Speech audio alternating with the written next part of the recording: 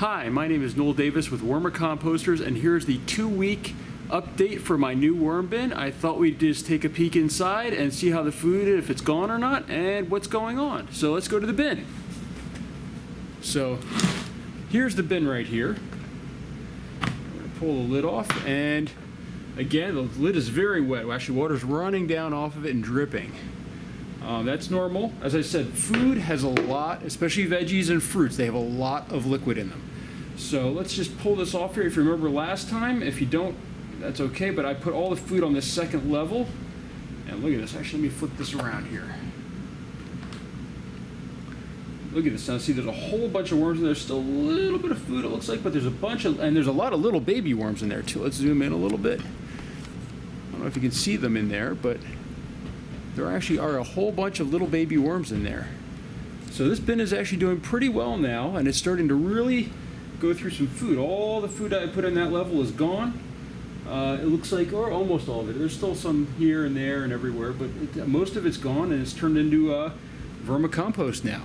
So what we're going to do here is we're going to actually add some more food. There's also a couple worms on top here, which is perfect. So what I have here, and this is just some stuff I had in my freezer, but it's primarily honeydew melon. This is stuff that gets cut up, and what I'm just going to do is I'm going to actually dig up. Oh, wow, actually look at this too. Even on this layer there's a whole bunch of worms, and little baby worms too. So this shows that they are definitely breeding in here.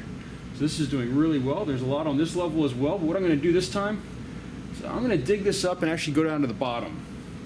I don't see if you can see in here, but I'm going to actually put these right above the cardboard down here. And the reason why is, one, these are frozen. These are frozen. So this way, they're kind of away from the worms that have gone to the other layers. And also, and this is kind of important for this, is this will prevent any bugs from getting to it. They'll be under a few layers of compost and other things. All right, let me just move this up a little bit. So there we go. So we've got that in there now. As you can tell, everything's sort of shifted around in here while doing that, but that's okay. And I'm going to put this kind of back down, and it's good to go, and this will probably last another week, and we'll see. They should keep multiplying and keep growing the population of this bin. This will probably build up with more moisture. I mean, I'm sure you can see, I don't know if you can see the drops off of here, but this lid is really wet. Eventually I might have to actually take this cover off and let some of the moisture out, which is one of the issues with this type of bin. Because it's these Rubbermaid containers, there's no drainage in the bottom. Now the cardboard will soak some of it up, and if you want to, you can actually put paper on the top, and that will soak up a lot of the water as well. But eventually it stays in there, so you have to kind of air it out every once in a while once these bins get going. So you will need to air these out.